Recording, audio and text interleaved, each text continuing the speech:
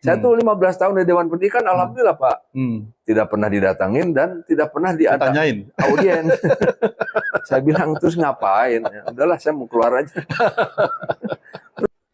Kota Cirebon itu harapan pribadi. Ya. Harus jadi sebuah kota pendidikan.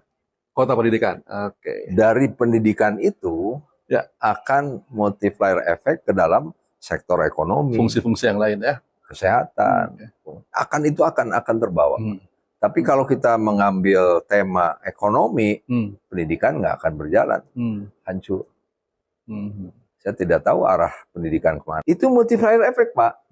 Pada saat pendidikan kita baik dalam 1-2 tahun ke depan dengan wali kota yang baru entah siapa, ya itu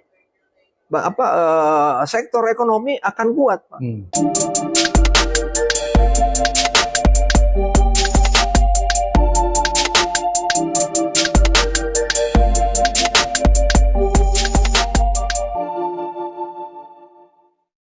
Bismillahirrahmanirrahim. Assalamualaikum warahmatullahi wabarakatuh. Waalaikumsalam. Salam sehat dan tetap semangat. Semangat. Para pemirsa dimanapun berada, kembali bertemu di The Leader bersama saya, Yoyon Indrayana.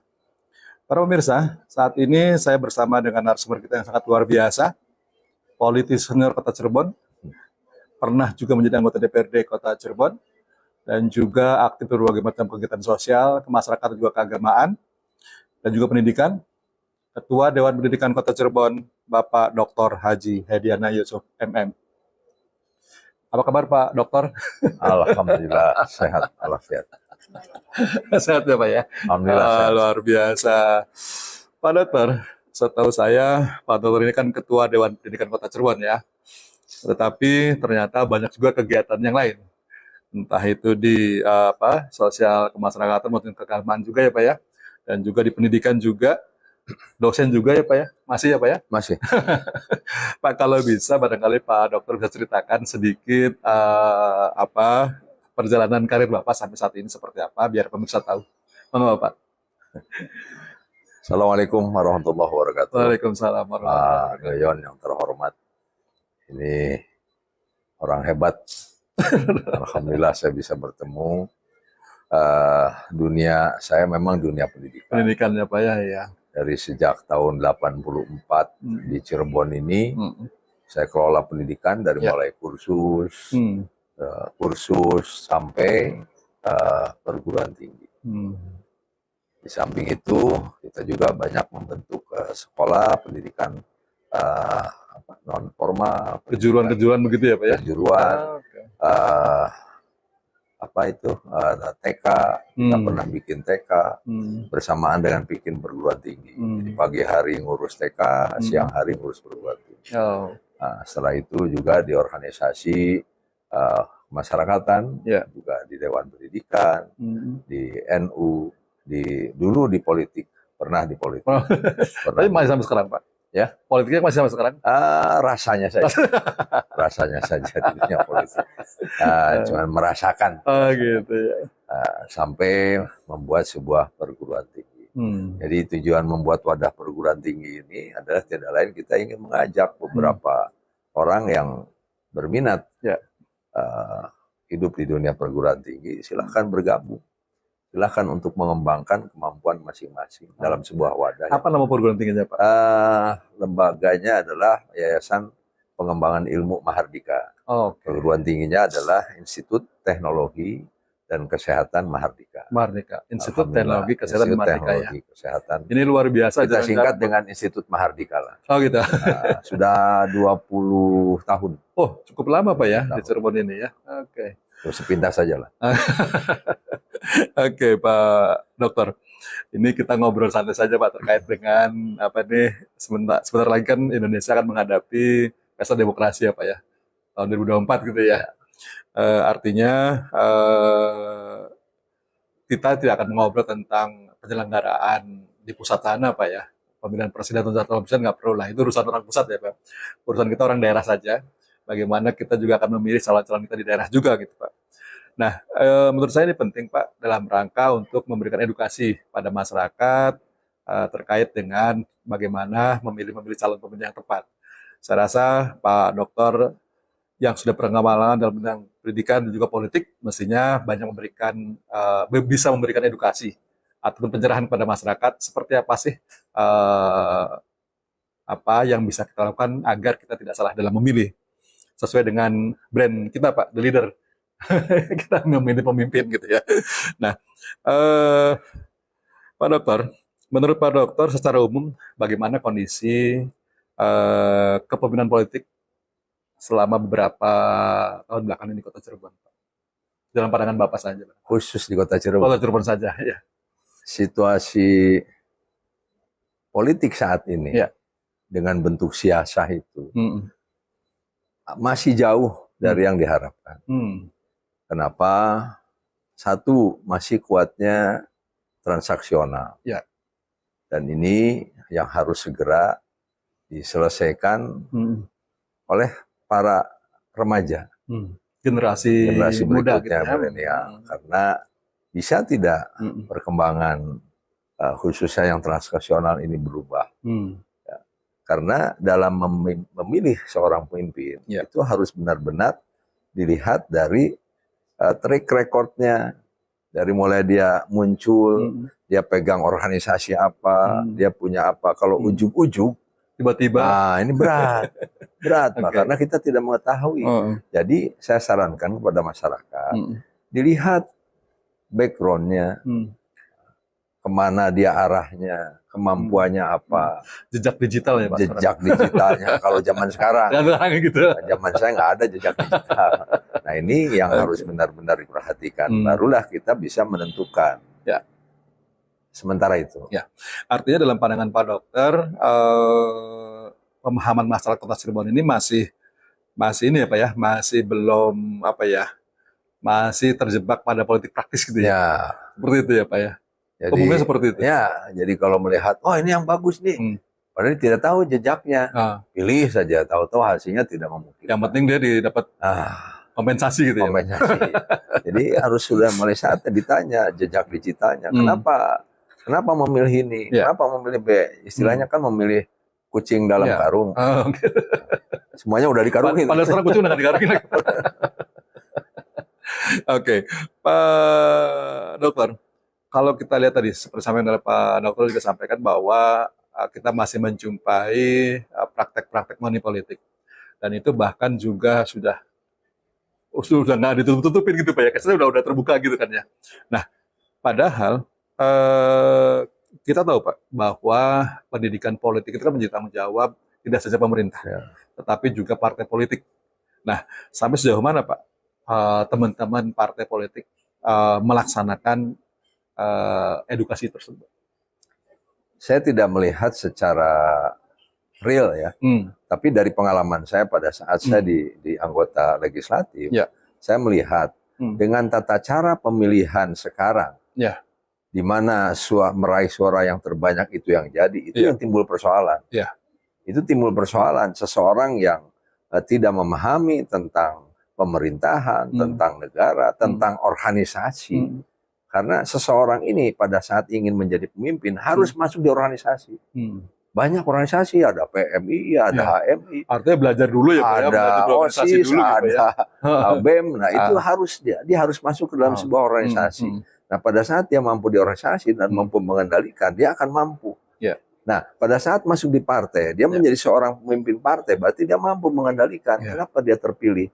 Nah tapi dengan sistem terbuka sekarang itu persoalan. Itu persoalan. Kenapa sistem terbuka sekarang lebih banyak disukai? Karena lebih banyak transaksional. Berarti secara suara kan yang terbanyak. Berarti secara quality tidak lebih baik sebenarnya Pak? Tidak lebih baik. Oh, ini mungkin menjadi keprihatinan kita Pak ya. Saya yakin 170%. Tidak lebih baik. Tidak lebih baik. Oke. Nah, Pak Dokter, kalau Pak Dokter melihat itu sebagai sebuah persoalan kita, sekarang bagaimana upaya yang bisa kita lakukan untuk bisa meningkatkan pemahaman masyarakat tentang demokrasi tadi Pak, supaya mereka tidak terjebak pada politik praktis seperti itu? Apa yang harus kita lakukan? Partai politik harus mengedukasi masyarakat. harus mengedukasi masyarakat. Ya, karena itu kan tanggung jawab mereka Ya. juga ya, Pak, sebagai Nah sekarang partai politik tidak mengedukasi masyarakat, itu mengedukasi dirinya sendiri untuk jadi. Jadi, yang penting bagaimana mempromosikan dirinya gitu ya. Jadi ya bagaikan apa namanya ya, membunuh diri sendiri lah. Ya. Jadi ini yang paling utama. Jadi saya berharap kepada para partai politik, edukasi masyarakat. Ya. Edukasi. Jangan mengedukasi tolong pilih saya, tapi edukasi ini loh politik. Masyarakat sekarang hanya memahami politik itu transaksi. Itu kan bahaya. Karena tidak diedukasi oleh partai politiknya. Oke, setuju Pak Dokter. Nah, Pak Dokter, kalau kita perhatikan, sekarang ini kan banyak bacalek-bacalek muda. Yang seperti Pak Dokter sampaikan juga bahwa banyak kaum milenial atau kaum muda yang tiba-tiba saja gitu ya, ujug-ujug jadi anggota DPRD. Nah, ini kalau Pak Dokter bisa lihat, ini fenomena apa ya? Apakah mereka itu memang memiliki kemampuan untuk terlibat dalam politik itu, atau jangan-jangan mereka hanya sekedar mencari pekerjaan? Karena dianggapnya anggota DPR itu adalah profesi yang nyaman. Gitu, Pak Dokter. Gimana, Pak Dokter? Sejak dulu juga seperti itu. Sejak dulu seperti itu. Sejak dulu seperti itu. Pada saat reformasi tahun 99 ya. 99 itu yang baru muncul. Dan kebetulan saya dulu di PPD 2. KPU-nya lah. Saya ketua PPD 2. Terus melihat orang yang tidak jelas, hanya menanyakan suara, saya harus jadi anggota dewan, saya harus jadi anggota dewan, padahal tidak mempunyai kemampuan. Nah ini persoalan. Nah persoalannya dari awal reformasi ini, harusnya partai politik ini benar-benar mengedukasi, tidak meraih suara. Ini yang salah entah di mana, bukan masalah salah tidak salah ya, tapi seyogianya partai politik itu punya tanggung jawab untuk mengedukasi. Nah, sekarang kenapa muncul para generasi milenial senang untuk ke sana? Saya harus teliti dulu. Nggak bisa bicara, wah ini kayaknya dia pengen pengen masuk terus dapat gaji, dapat uang. Saya harus meneliti dulu itu. Saya harus meneliti. Nggak, kan kalau kita lihat pas sekarang banyak tuh di billboard ya, atau spanduk-spanduk itu kan banyak generasi muda yang tampil gitu. Sementara mereka masih fresh graduate, artinya baru-baru lulus gitu. Nah, artinya secara pengalaman belum ada dong, belum punya gitu kan, apalagi di politik gitu. Entah kalau tadi misalkan mereka ketika di kampus aktif di misalkan di organisasi mahasiswa, BEM atau segala macam, mungkin mereka punya bekal. Tapi kalau nggak sama sekali kan juga ya kasihan juga gitu kan. Persoalannya itu karena partai politik harus mengumpulkan calon-calonnya, padahal tidak dilirik. Ya akhirnya cari aja anak muda yang mau. Itu persoalan itu. Apa nggak ada proses seleksi untuk itu? Ada proses seleksi nggak untuk itu? Dalam saat sekarang kayaknya nggak ada, karena dia harus memenuhi target jumlah kuota itu ya, kuota caleg gitu ya. Apalagi perempuannya kurang, wah udahlah ini aja lah masuk. Itu persoalannya. Ya, ini cukup memprihatinkan sebenarnya Pak Dokter. Kalau menurut saya sangat prihatin. Artinya pengkaderan di partai pun tidak berjalan sebenarnya. Dan seyogianya itu tanggung jawab kepala daerah. Oh gitu. Kepala daerah itu kan tingkat politik tertinggi. Pemimpin politik tertinggi di daerah ya. Dia merangkum semua partai politik, lalu dia ceritakan, berikan ke depan generasi muda ini yang memahami tentang dunia politik. Kalau bisa Pak Yon, the leader ini ngundang semua ketua partai. Siapa? Akan saya panggil. Itu harus, Pak. Karena ditanya pertanggungjawabannya sebelum nanti ditanya sama yang lain. Sebelum malaikat ya Pak ya.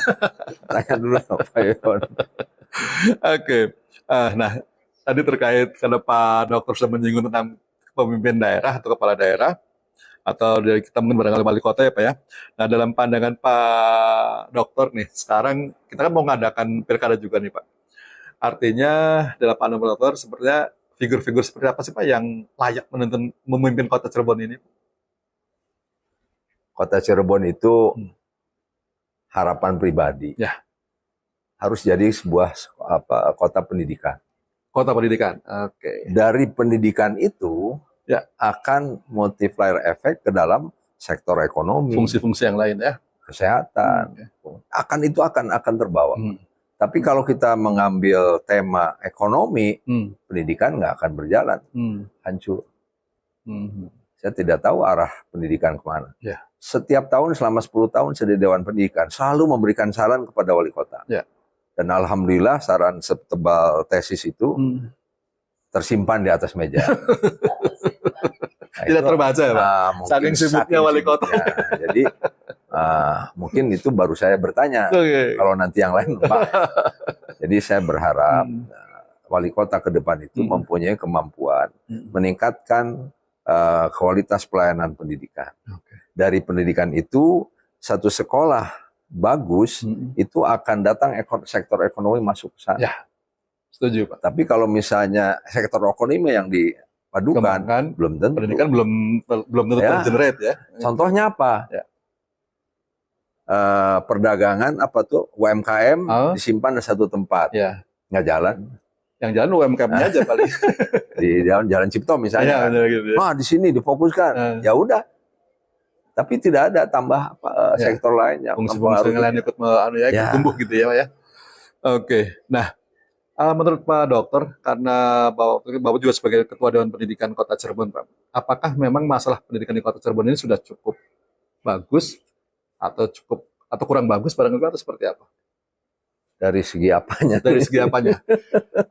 Mungkin tingkat tingkat pendidikan masyarakat kota sendiri seperti apa gitu atau seperti apa? Tolak ukurnya seperti apa Pak untuk mengukur pendidikan masyarakat? Kan ada tolak ukur sampai sejauh mana lulusan, ya kan? Lalu juga sampai sejauh mana anak di sekolah tersebut mempunyai kemampuan. Nah, ini kan kalau itu harus dilihat dari tolak ukurnya. Indikatornya sangat banyak. Jadi indikator itulah yang akan menentukan bagus tidaknya, bukan indeksnya ya. Bukan indeks bahwa ini kita sudah ada yang sekolah kita rata-rata sampai kelas 12, bukan itu. Nah, hanya maksudnya di sini sampai sejauh mana perkembangan perhatian dari pemerintah terhadap pendidikan. Ini belum ada. Oh gitu. Belum ada. Artinya apa dalam bentuk misalkan dalam bentuk anggaran atau seperti apa gitu atau ya baik anggaran gitu? Ataupun bukan anggaran. Contoh sekarang dari satu sekolah banyak kan yang dari segi sarana belum mumpuni, sumber daya manusia pun belum mumpuni. Guru-guru maksudnya gitu Pak? Ya, sumber daya manusia tenaga pendidiknya belum mumpuni. Kenapa? Nah, ini harus digagas oleh sektor pendidikan di antara dinas pendidikan. Nah, ini yang harus sinergi. Ya. Mungkin dia melihat bahwa Dewan Pendidikan ini dari persepsi dan apresiasi yang berbeda. Ya.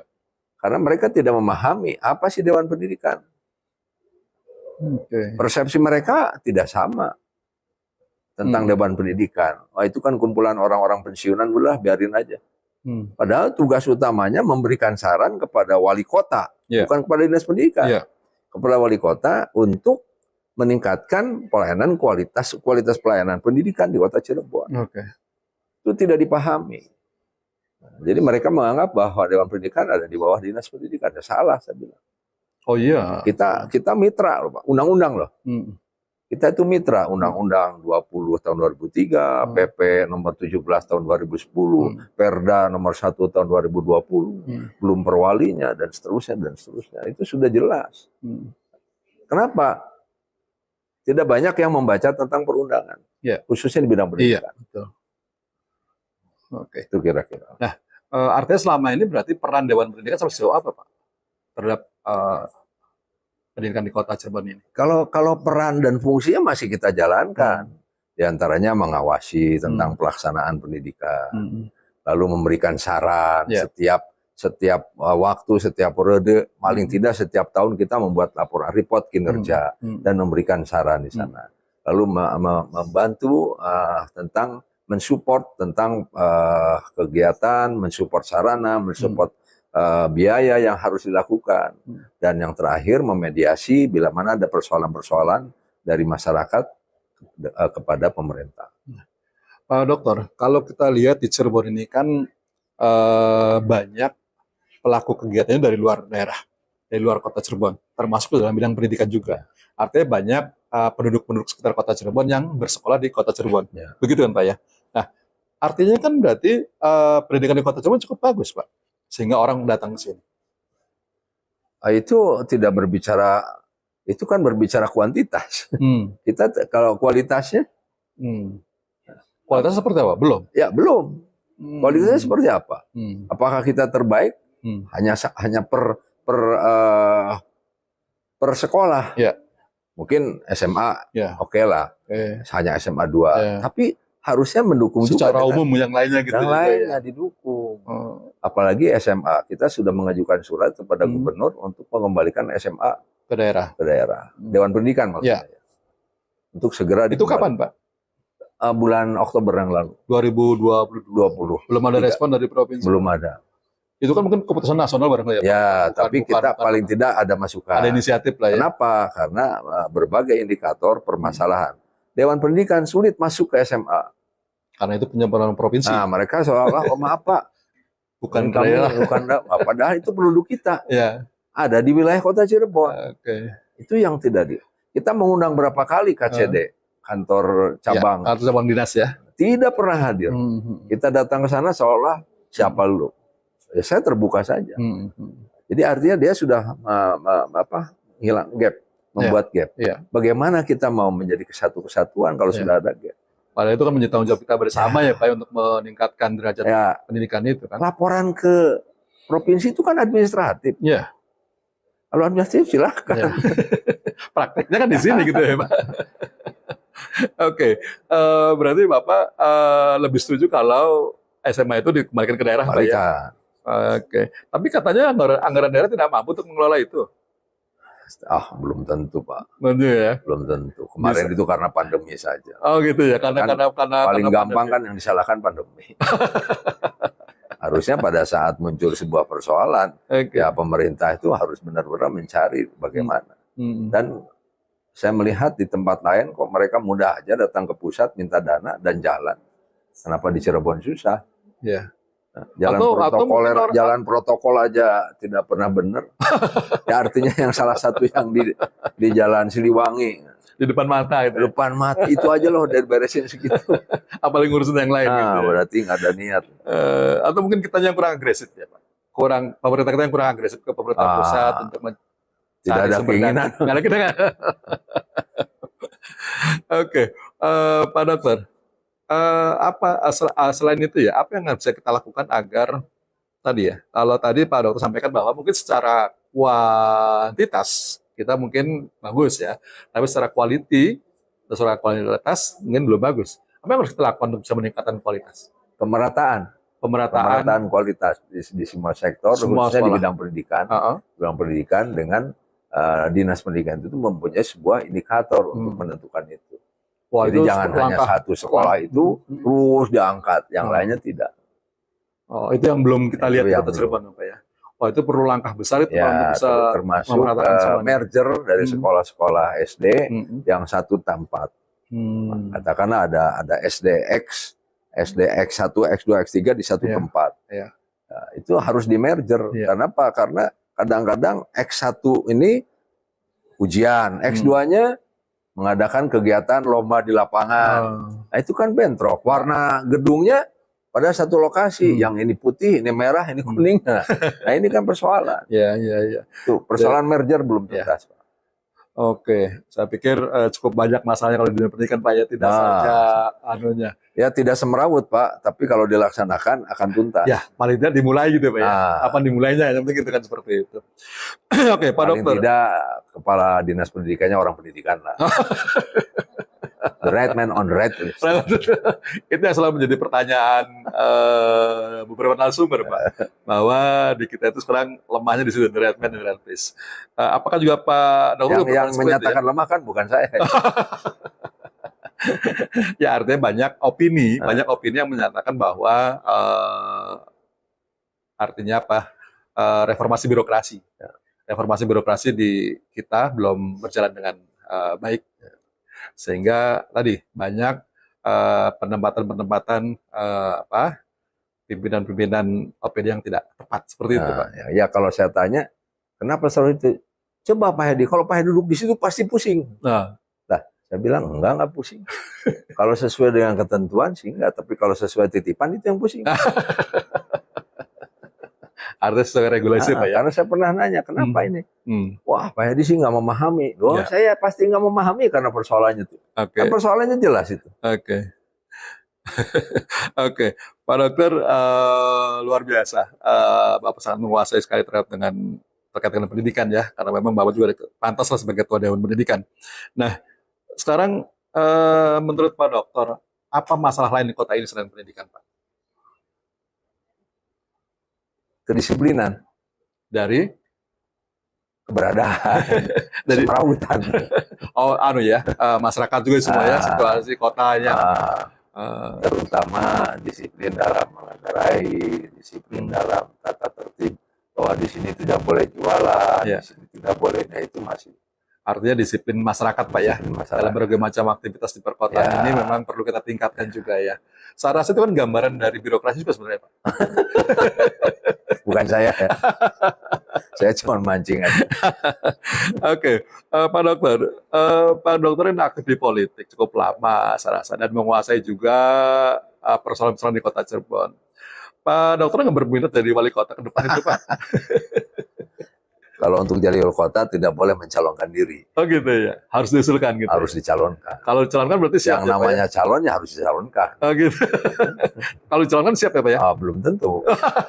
Lihat nanti keadaannya. Apakah bisa memungkinkan untuk bisa mengubah? Kalau tidak memungkinkan ya tidak. Tapi kalau memungkinkan ya harus dirubah. Gitu. Dan saya siap untuk merubah. Oke. Nah, sekarang anggaplah siap. Gitu Pak ya, anggaplah siap. Apa yang akan Bapak lakukan untuk memperbaiki kota ini? Yang paling pertama adalah membuat grand design tentang pendidikan. Mengundang orang-orang pendidikan. Itu di bidang pendidikan. Karena seyogianya seorang pimpinan kepala daerah itu sebetulnya itu setiap minggu, kalau perlu setiap bulan mengundang mitra, bukan dinas. Oh, dinas kan operasional. Sudah jelas, mereka mau tinggal diperintah jalan gitu kan. Ada KIP, ada KPA di bidang kesehatan, ada stakeholder ya, banyak stakeholder lainnya di bidang pendidikan, gantian diundang. Menurut Anda apa? Wah, nggak paham Pak, ganti SK baru. Karena di situ adanya. Kalau itu tidak dilibatkan, ya walau alam. Terus ngapain kerjanya sendirian? Nggak bisa. Itu tidak bisa sendirian. Kita harus berkolaborasi, mengundang orang-orang yang memang mumpuni di mitra kita. Semua ada. Di KONI mitra, KPU mitra, Dewan Pendidikan mitra, badan apa itu yang di perdagangan, itu mitra semua. Nah, mitra-mitra itu gantian, seminggu dengan ini, seminggu dengan, atau sebulan sekali. Ngajak bicara lah ya. Lalu semuanya berbicara. Mau kemana kita, apa yang mau diarahkan. Nah itulah kira-kira gambaran utamanya. Kita harus mendapatkan PAD yang melimpah. Ada orang perdagangan, bukan dinasnya ya. Nah, menurut Anda apa nih? Dinas perdagangan harus seperti apa menurut Anda? Wah harus begini gitu. Kita jualan air saja misalnya. Kalau kita dengan jualan air untuk mendapatkan income, contoh saja. Ada Pak, pemerintah Kabupaten Bandung kan seperti itu. Mereka sampai jual aqua waktu gitu. Ke Jembrana. Kan? Saya waktu dulu ke Jembrana. Jembrana PDAM-nya membuat air minum dan dijual ke masyarakat untuk meningkatkan PAD. Itu. Kabupaten Bandung juga seperti itu Pak ya. Tapi karena tidak pernah diajak, Pak. Saya tuh 15 tahun di Dewan Pendidikan, alhamdulillah Pak. Tidak pernah didatangin dan tidak pernah ditanyain audiens. Saya bilang terus ngapain? Ya, udahlah saya mau keluar aja. Terus ya betul Pak, saya mungkin akhir 25 saya mau keluar aja lah. Dari Dewan Pendidikan. Lebih baik saya jadi wali kota gitu lah. Mendingan jadi wali kota sekalian nih gitu ya. Pak Dokter, saya sepakat bahwa pendidikan menjadi fokus utama di kota ini ya. Tetapi saya pikir ada juga masalah-masalah lain Pak selain pendidikan. Seperti misalkan apakah itu tadi bagaimana meningkatkan pendapatan asli daerah, bagaimana meningkatkan barangkali pariwisata kita, seperti apa Pak dalam pandangan Bapak? Itu multiplier effect, Pak. Pada saat pendidikan kita baik dalam 1-2 tahun ke depan dengan wali kota yang baru entah siapa, ya itu sektor ekonomi akan kuat, Pak. Saya yakin. Tumbuh lah ya, akan tumbuh dengan akan kuat, akan bertumbuh. Ya. Saya sangat yakin. Tapi kalau mengangkat sektor ekonomi, ya, contohnya sekarang, kan saya tadi katakan, ya. Di tempat UMKM yang disiapkan di situ sepi. Ya, kalau kita lihat beberapa contoh ya, kayak macam di Jogja ya, atau di Bandung ya, itu kan dengan adanya kampus terus ramai gitu Pak ya. Mungkin seperti itu Pak gambarannya Pak ya. Kurang lebih, orang akan berbondong-bondong datang ke Cirebon. Datang ke Cirebon, kos-kosan maju, di sebelah kosannya ada warung. Pak, dulu kalau nggak salah kita pernah merencanakan universitas negeri di kota ini. Ya, tahun pertama wali kota itu tahun berapa ya? Pak Subardi itu. 2003 ya? 2003-an ya? 2003. Nah, terus saya diundang di PDAM. Saya ingat. Lalu kita ingin membuat universitas atau perguruan tinggi negeri. Perguruan tinggi di bawah Pemkot. Saya bilang, siapa mau gabung? Saya angkat tangan duluan. Mahardika. Lalu IAIN. Angkat tangan. Saya bilang, kok saya dengan IAIN? Kok dengan negeri? Nah, saat itu Pak Imron, saya lupa Pak siapa, almarhum. Ya sudah, nanti saya tempatkan di Harjamukti. Pertemuan pertama. Pertemuan kedua di Radar. Masih di Setiabudi. Nah, pertemuan ketiga dan seterusnya hilang. Jadi sampai sekarang akhirnya nggak ada jejak ya Pak? Jadi asal ghost aja. Padahal kalau di Cirebon ada universitas negeri, saya pikir akan bisa mampu mengenerate perekonomian kota tuh Pak. Artinya gini, pemerintah itu harus mampu punya tanah di Harjamukti. Karena dia waktu itu wali kota ingin menghidupkan Harjamukti. Ada kawasan selatan. Nah, oke, kita hidupkan. Kita pindahkan semua kampus ke sana. Yang mau gabung, gabunglah di sana Universitas Cirebon yang punya Pemkot. Satu. Atau kedua, swasta silahkan tapi tidak bayar PBB. Dipinjamkan 50 tahun. Bisa kan? Artinya banyak lah yang bisa kita lakukan kalau memang niat dan mau gitu ya Pak ya. Ada sekarang sudah dipinjamkan Pak. Apa tuh? Di Bima. Oke, Pak Dokter, luar biasa ini diskusi kita sangat tajam, terutama dalam hal pendidikan. Tapi saya rasa waktunya sangat terbatas, Pak Dokter. Jadi maturun sekali, terima kasih atas pencerahannya. Barangkali ada mau sampaikan Pak Dokter untuk generasi muda kita yang sekarang lagi rame-rame ingin menjadi bacaan pendidik seperti apa Pak Dokter? Pesan-pesan seperti apa? Ya, hanya satu kata saja untuk anak-anak muda, go ahead, do whatever you like. Oke, terima kasih Pak Dokter. Ya, pemirsa, demikian diskusi saya, Yoyon Indrayana, dengan narasumber kita, Pak Dr. Haji Heriana Yusuf MM, dalam The Leader. Terima kasih atas perhatiannya. Jangan lupa untuk like and subscribe, agar The Leader tetap dapat menampilkan informasi yang terbaik buat Anda. Terima kasih. Assalamualaikum warahmatullahi wabarakatuh. Salam hangat dan tetap semangat.